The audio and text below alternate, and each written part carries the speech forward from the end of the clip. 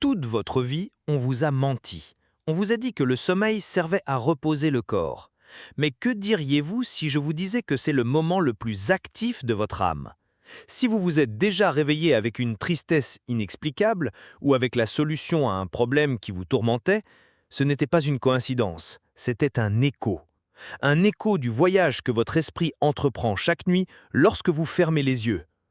Allan Kardec ne l'a pas imaginé, il a écouté les âmes revenir de ce voyage. Et ce qu'elles vous ont dit est si bouleversant qu'il a été réservé à ceux qui étaient prêts à s'éveiller. Aujourd'hui, vous allez découvrir ce que fait réellement votre âme pendant votre sommeil. Et je vous préviens, après cela, vous ne regarderez plus jamais le sommeil du même œil. Restez, car vous allez vous souvenir d'un secret que votre âme essaie de vous révéler chaque nuit. Peut-être l'avez-vous ressenti dans le profond silence de la nuit, à cet instant précis entre le sommeil et l'éveil, la sensation d'être bien plus que la peau que vous habitez, que les os qui vous soutiennent. C'est une mémoire ancestrale qui murmure une vérité oubliée. Votre être est un tissu de lumière et de matière. D'un côté, ce corps qui respire et ressent, véhicule sacré de l'expérience terrestre. De l'autre, votre âme, ce souffle divin. Votre véritable moi, l'esprit éternel qui anime la forme. Et entre les deux, tel un pont de brouillard lumineux, existe le périsprit, un lien énergétique qui unit le ciel et la terre, le visible et l'invisible. Cette composition n'est pas une théorie, c'est un souvenir gravé dans votre conscience, attendant le moment propice pour s'éveiller. Chaque nuit, sans que vous le sachiez, vous revivez l'écho de cette vérité, vous préparant à un voyage que votre esprit oublie, mais auquel il aspire. Oh, si seulement nous pouvions nous souvenir clairement de ce que l'âme sait déjà. Et lorsque votre corps s'abandonne au repos, lorsque le monde extérieur s'éteint, votre âme entame son propre voyage. Le détachement nocturne n'est pas un fantasme, c'est une nécessité vitale, un répit pour l'esprit. Imaginez un fil de lumière argentée, flexible et éternel, qui vous relie à votre corps tandis que votre conscience s'étend au-delà des murs de votre chambre. Ce processus, aussi naturel que la marée qui se retire du rivage sans jamais quitter l'océan, est fondamental pour votre évolution. C'est dans cet état de semi-liberté que votre âme se ressource, s'aligne sur sa raison d'être et se libère des vibrations denses de la souffrance quotidienne. Ce n'est pas une évasion, mais une réunion avec votre essence. Chaque nuit, vous devenez un voyageur silencieux, explorant les paysages de l'invisible, vous souvenant de qui vous étiez avant d'arriver ici et de qui vous aspirez à devenir. C'est un secret que vous gardez au plus profond de vous. Pendant que votre corps se repose, votre esprit vit une vie intense et pleine de sens. Libéré des limitations physiques, votre âme peut voyager vers des plans spirituels, des lieux de beauté et de paix que l'esprit peine à concevoir. Là, dans des colonies spirituelles vibrant à une fréquence d'amour et de sagesse, vous n'êtes pas seul. Vous rencontrez des guides, des mentors et d'autres âmes sœurs. Vous recevez des enseignements qui, à l'éveil, se traduiront par des intuitions, des pressentiments qui vous guideront sur le bon chemin. Parfois, votre esprit devient aussi un phare pour les autres, offrant réconfort et secours à ceux qui sont perdus dans l'obscurité. Ce service nocturne, ce travail de l'âme, est l'une des formes les plus pures de charité et un pilier de votre processus d'évolution. Ainsi, le sommeil devient une école et un hôpital pour la conscience, un espace sacré où nous apprenons, guérissons et servons. Cette activité nocturne de l'esprit n'est pas une idée nouvelle, c'est une vérité murmurée à travers les âges. Allan Kardec lui-même, dans son œuvre monumentale, nous a révélé que pendant le sommeil, l'âme retrouve une partie de sa liberté et entre en communication avec d'autres esprits, incarnés et désincarnés. C'est un dialogue silencieux, un échange d'énergie et de connaissances qui nourrit notre conscience de manière que nous ne comprenons pas pleinement. Les réponses que vous cherchez pendant la journée, les solutions à vos problèmes, sont souvent semées dans votre esprit lors de ces excursions nocturnes. Au réveil, vous ne vous souvenez pas de la conversation, mais la graine de vérité a déjà été semée. Vous ressentez une clarté renouvelée, une certitude dont vous ignorez l'origine. C'est l'écho de la sagesse que votre âme a accumulée pendant le sommeil de votre corps, preuve que la présence du spirituel est constante, même dans notre silence. Le sommeil est donc bien plus qu'un simple repos physique. C'est un portail sacré, une opportunité quotidienne de transformation. C'est le moment où l'âme se baigne dans la source de son origine, se remémorant sa destinée immortelle et se fortifiant pour le voyage terrestre. Chaque nuit est une petite mort, une préparation au grand voyage que nous entreprendrons tous un jour. Et en même temps, c'est une renaissance, une préparation à un nouvel éveil. Comprendre cela transforme radicalement notre rapport au repos. Il n'est plus une pause dans la vie, mais une part active et essentielle de notre évolution spirituelle. C'est dans le calme du sommeil que la vibration de notre être s'élève, où la conscience s'élargit et où nous renouons avec la vérité universelle qui réside en nous. Le sommeil est le laboratoire de l'esprit, l'atelier où l'âme tisse silencieusement la tapisserie de notre destinée. Cette vérité n'est pas un simple souffle dans le vent. C'est un écho qui résonne dans la voix de ceux qui ont osé écouter au-delà du voile. Bien avant que nous nous posions ces questions, un homme nommé Allan Kardec devint le cartographe du monde invisible. Dans Le Livre des Esprits, il n'écrivit pas de théorie, mais transcrivit les murmures de l'éternité. Les esprits eux-mêmes lui révélèrent que, durant le sommeil, l'âme ne s'éteint pas, mais se libère. Elle retrouve, ne serait-ce que pour quelques heures, la liberté qui lui est naturelle, lui permettant de dialoguer avec ceux qui partagent sa même vibration. C'est dans cet état de grâce que la conscience s'épanouit et puise à la source de la connaissance universelle. Ce que Kardec nous a légué n'était pas une croyance, mais une clé pour comprendre que ces intuitions qui nous assaillent en plein jour sont en réalité les échos des conversations de notre âme dans le silence de la nuit, un rappel de notre véritable raison d'être. Pensez-y un instant. Ces solutions qui surgissent de nulle part, ce sentiment de paix après une nuit de profond repos, ou même la nostalgie d'un visage inconnu, d'où viennent-elles? Kardec nous enseigne qu'elles sont le fruit de ces rencontres nocturnes. L'esprit, temporairement détaché de la matière, recherche ses âmes sœurs, celles avec qui il partage des liens d'autre vie. C'est une réunion sacrée, une occasion de recevoir des conseils, d'offrir du réconfort ou simplement de se remémorer le chemin de l'évolution. Ce n'est pas une activité fortuite, elle est guidée par la loi de l'amour et de l'affinité. Votre âme cherche instinctivement ce dont elle a besoin pour progresser, guérir les blessures de la souffrance et se fortifier sur son chemin. La nuit devient alors une salle de classe silencieuse, où l'esprit est à la fois élève et maître, apprenant et enseignant dans le langage universel de la vibration. Et cette vérité ne fut pas entendue par une seule voix. À l'autre bout du monde, une âme sensible connue sous le nom d'Edgar Cayce, le prophète endormi, manifesta cette même réalité de manière étonnante. Il n'eut pas besoin d'attendre que le sommeil l'envahisse pleinement. Il put entrer consciemment dans cet état de détachement, laissant sa conscience voyager librement pour acquérir informations et connaissances. Ces révélations, qui touchèrent des milliers de vies, étaient étrangement en phase avec les principes codifiés par Kardec des décennies plus tôt. Cayce était un pont vivant entre les deux mondes, la preuve tangible que l'esprit n'est ni confiné au cerveau ni limité par le corps.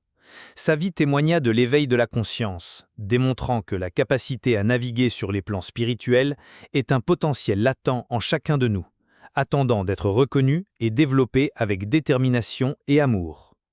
La preuve de ce phénomène réside non seulement dans les grands voyants, mais aussi dans les liens du cœur. Dans les années 1960, un cas documenté par le bien-aimé Chico Xavier a bouleversé le Brésil. Un esprit, par psychographie, a commencé à décrire en détail ses expériences pendant que son corps dormait. Il a relaté ses visites à ses proches, décrivant leur chambre, leurs conversations et même ses préoccupations les plus intimes. Le plus choquant était qu'après vérification de ces récits, les proches ont confirmé avoir rêvé de lui précisément à ces moments-là, ressentant sa présence d'une manière si réelle qu'elle transcendait la logique. Ce n'était plus une théorie, c'était la preuve de retrouvailles, la démonstration que les liens de l'âme ne sont pas rompus par la mort physique. C'était la preuve que, pendant le sommeil, le voile devient si fin qu'un parent peut prendre son enfant dans ses bras, un ami peut en réconforter un autre, dans un langage que seul l'esprit comprend. Ainsi, les pièces de ce puzzle sacré s'assemblent. Kardec nous a donné la carte, Cayce nous a montré comment voyager consciemment et Chico Xavier nous a apporté les lettres d'amour de l'au-delà. Ce ne sont pas des histoires isolées, mais les fils conducteurs d'une même vérité profonde.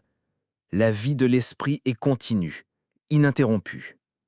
Le sommeil n'est pas un vide, mais une phase d'intense activité, un terrain fertile pour l'évolution et les retrouvailles. Comprendre cela, c'est amorcer un véritable éveil. C'est commencer à considérer nos nuits non pas comme la fin du jour, mais comme le début d'un autre jour, un jour aussi réel et significatif que celui que nous vivons les yeux ouverts. C'est une invitation à prêter attention aux murmures de l'âme, à valoriser le silence et à reconnaître que même dans les ténèbres les plus profondes, une lumière intérieure nous guide toujours vers le retour à la source. Le voyage nocturne de l'âme n'est pas une simple promenade à travers des paysages éthérés. C'est un travail profond et souvent difficile, un pèlerinage aux racines de notre être. Libéré des brumes de l'oubli imposé par la chair, l'esprit se souvient. Et avec la mémoire, naît le besoin de guérison. Bien des nuits, votre âme retourne à des scènes de vies antérieures, non pas comme un fantôme errant, mais comme un artisan reprenant une œuvre inachevée. Elle rencontre des visages que votre esprit diurne ne reconnaîtrait pas, mais que votre cœur n'a jamais oubliés. Lors de ces retrouvailles, le pardon inachevé est recherché ou offert. Des nœuds de souffrance qui durent depuis des siècles sont dénoués. C'est un baume pour les vieux traumatismes, une guérison silencieuse, absolument fondamentale pour votre évolution. Vous vous réveillez sans savoir pourquoi vous vous sentez plus léger, sans comprendre pourquoi une ancienne angoisse a commencé à se dissiper. C'est parce que votre âme a travaillé sur le métier du temps, réparant les fils brisés de votre histoire. Ce processus de guérison est l'une des vérités les plus profondes et les plus compatissantes de l'univers. La souffrance que vous portez parfois, cette mélancolie indicible ou cette peur irrationnelle, n'appartient souvent pas à votre vie actuelle. Ce sont des échos, des cicatrices d'autres combats, d'autres larmes. Lors du lâcher-prise, votre conscience accède à la racine de cette douleur et, avec l'aide de guides bienveillants, peut enfin la libérer. Imaginez une opération de l'âme, pratiquée dans la salle d'opération du silence, où les kystes du ressentiment sont retirés et les blessures de l'abandon suturées. Ce travail est le véritable but de nombre de nos nuits. C'est un acte d'amour-propre que l'esprit accomplit pour que la personnalité actuelle puisse cheminer plus librement, avec moins de poids. Chaque nuit est l'occasion de se libérer d'un fardeau, de faire un pas de plus sur le chemin du retour à la lumière, un pas de plus vers l'éveil. Cependant, tout comme la lumière attire, l'ombre a sa propre résonance.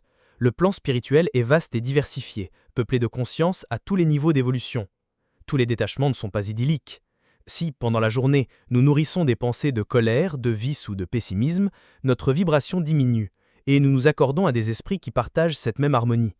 Ce sont eux qui, profitant de notre vulnérabilité nocturne, peuvent provoquer des cauchemars oppressants ou cette sensation de se réveiller plus fatigué qu'au coucher. Il ne s'agit pas d'une punition, mais d'une loi d'attraction. Leur présence est un miroir qui nous révèle les ombres qui nous habitent encore. Comprendre cela ne devrait pas engendrer de peur, mais une prise de conscience. Cela nous révèle l'immense responsabilité que nous avons sur notre propre énergie, sur la qualité de nos pensées et de nos émotions à chaque instant. Mais nous ne sommes pas sans défense dans cet univers invisible. Le plan spirituel est vaste et diversifié, peuplé de conscience à tous les niveaux d'évolution. Tous les détachements ne sont pas idylliques. Notre plus grande protection n'est pas une amulette, mais la lumière elle-même qui émane d'un cœur sincère. La prière, comprise non comme une répétition de mots, mais comme une véritable élévation des sentiments, crée un bouclier vibratoire élevé autour de nous. Allan Kardec et les esprits supérieurs ont toujours insisté sur le fait que la réforme morale est notre meilleure défense. En demandant protection avant de dormir, en élevant nos pensées vers la bonté et la gratitude, nous changeons de fréquence. C'est comme régler une radio sur une station de musique classique, nous rendant inaudibles pour ceux qui n'entendent que le bruit. Pratiquer le pardon, la charité et la patience pendant la journée développe une force spirituelle qui nous accompagne toute la nuit, garantissant que nos expériences sont constructives et en phase avec notre objectif d'évolution. Et pour les âmes qui aspirent sincèrement au progrès, la nuit devient une occasion d'apprentissage béni. Fréquemment, pendant que le corps dort, nous sommes conduits vers des colonies spirituelles, véritables universités de l'esprit. Là, nous participons à des cours, assistons à des conférences et participons à des activités de service, toutes conçues pour accélérer notre éveil. Vous est-il déjà arrivé de vous réveiller avec une idée brillante, la solution à un problème complexe ou les fragments d'un rêve dans un lieu à l'architecture indescriptible ? Il y a de fortes chances qu'il s'agisse des souvenirs fragmentés de votre passage dans ces écoles de l'âme. Vous y allez pour apprendre, servir et planifier les prochaines étapes de votre incarnation. Chaque nuit, vous avez l'opportunité d'être étudiant dans les universités les plus prestigieuses, bénévole dans les hôpitaux les plus prestigieux, tandis que le monde croit que vous dormez. Savoir que votre âme voyage est la première étape. Ressentir le désir de se souvenir de ces voyages est la suivante. Et s'il n'existe pas de formule magique, il existe des clés qui ouvrent les portes de la perception. La première, et la plus simple, consiste à programmer votre âme avant de dormir. Les instants précédant le sommeil sont un portail, un terrain sacré où votre intention devient une graine. Élevez vos pensées par une prière sincère, non pas faite de mots creux, mais d'une vibration qui jaillit du cœur, agit comme un phare. Demandez protection, certes, mais définissez aussi un objectif. Souhaitez-vous apprendre? Souhaitez-vous servir? Recherchez-vous des retrouvailles apaisantes? Murmurez votre intention la plus pure à votre esprit. Ce simple acte de consécration de votre repos aligne votre conscience sur des forces supérieures, informant vos guides que vous êtes prêt à participer activement à votre propre évolution. Il ne s'agit pas de contrôler l'expérience, mais d'y collaborer. Ce désir de se souvenir a été exploré par Kardec et Case, et de leurs enseignements émane une méthode en 3 étapes, aussi simple que profonde. La première est la purification mentale quotidienne. Imaginez votre esprit comme un lac. Tout au long de la journée, le vent des soucis, la poussière du ressentiment et les feuilles sèches de la peur en obscurcissent la surface. Avant de dormir, il est nécessaire de consacrer quelques instants de silence pour permettre à tous ces sédiments de se déposer. Un moment de calme, de pardon envers soi-même et envers les autres, de lâcher prise sur les souffrances de la journée. Cet acte de purification clarifie votre conscience, permettant à la lumière de la vérité de se refléter plus clairement lors de vos expériences nocturnes. Une âme ne peut voyager loin si elle est ancrée dans le poids des turbulences quotidiennes. Maintenant que votre esprit est apaisé, la deuxième étape est la programmation consciente, cette intention claire dont nous parlions.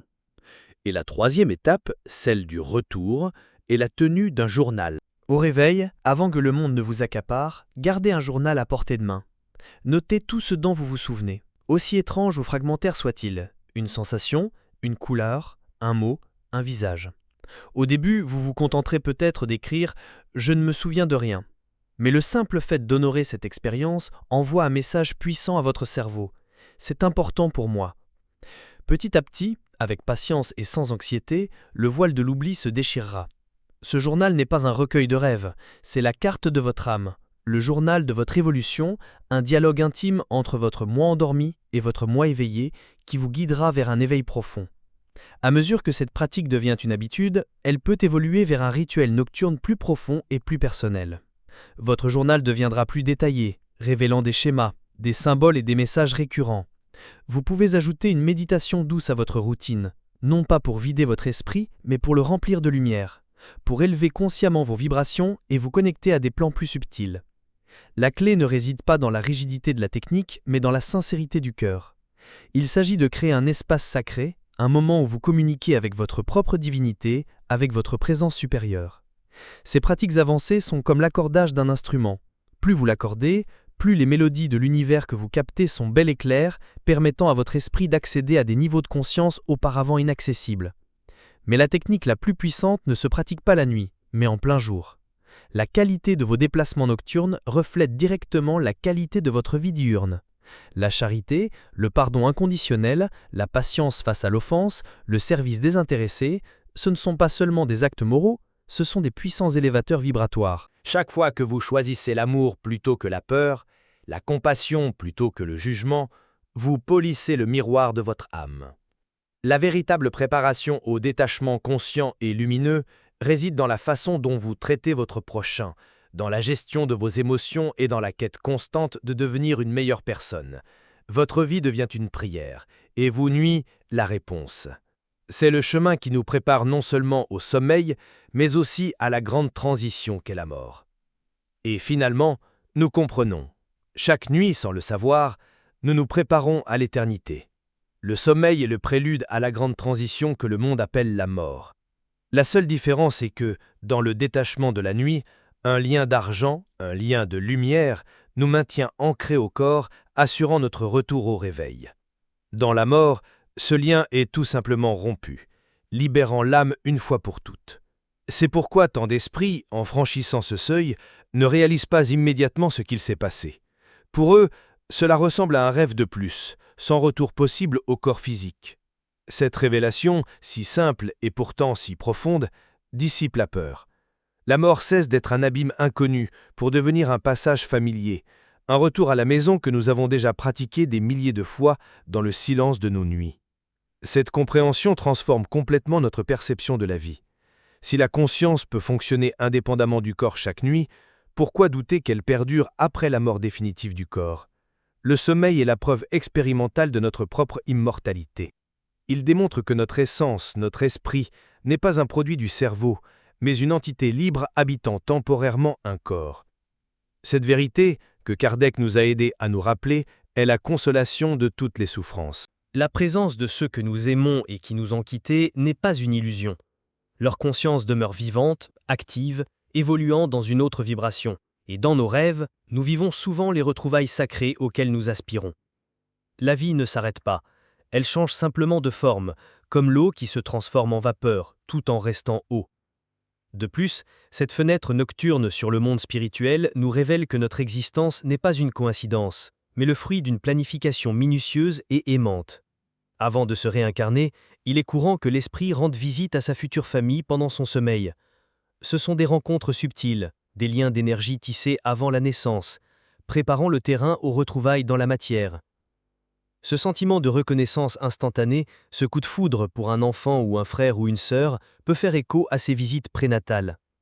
Cela nous montre que chaque vie a un but, que les âmes qui nous entourent ont été choisies, et nous ont choisis, pour accomplir une mission commune d'évolution. Nous ne sommes pas des feuilles au vent, nous sommes des voyageurs avec une carte, une destination et des compagnons soigneusement choisis. Ainsi, le sommeil se révèle non pas comme une pause, mais comme un outil actif et puissant de notre évolution. Chaque nuit est une occasion en or d'accélérer notre croissance. C'est, en quelque sorte, une université du soir, où notre âme suit des cours que notre esprit oubliera au matin, mais dont la sagesse restera gravée dans notre conscience. C'est un laboratoire spirituel, où nous pensons de vieilles blessures, résolvons des conflits, servons les autres et assimilons les leçons de la journée. Ignorer cet aspect de notre vie, c'est comme dormir pendant le cours le plus important. La présence de ceux que nous aimons et qui nous ont quittés n'est pas une illusion. Leur conscience demeure vivante, active, évoluant dans une autre vibration, et dans nos rêves, nous vivons souvent les retrouvailles sacrées auxquelles nous aspirons. La vie ne s'arrête pas, elle change simplement de forme, comme l'eau qui se transforme en vapeur tout en restant eau. De plus, cette fenêtre nocturne sur le monde spirituel nous révèle que notre existence n'est pas une coïncidence, mais le fruit d'une planification minutieuse et aimante. Avant de se réincarner, il est courant que l'esprit rende visite à sa future famille pendant son sommeil. Ce sont des rencontres subtiles, des liens d'énergie tissés avant la naissance, préparant le terrain aux retrouvailles dans la matière. Ce sentiment de reconnaissance instantanée, ce coup de foudre pour un enfant ou un frère ou une sœur, peut faire écho à ces visites prénatales. Cela nous montre que chaque vie a un but, que les âmes qui nous entourent ont été choisies, et nous ont choisis pour accomplir une mission commune d'évolution. Nous ne sommes pas des feuilles au vent, nous sommes des voyageurs avec une carte, une destination et des compagnons soigneusement choisis. Ainsi, le sommeil se révèle non pas comme une pause, mais comme un outil actif et puissant de notre évolution. Chaque nuit est une occasion en or d'accélérer notre croissance. C'est en quelque sorte une université du soir où notre âme suit des cours que notre esprit oubliera au matin, mais dont la sagesse restera gravée dans notre conscience. C'est un laboratoire spirituel où nous pensons de vieilles blessures, résolvons des conflits, servons les autres et assimilons les leçons de la journée. Ignorer cet aspect de notre vie, c'est comme dormir pendant le cours le plus important.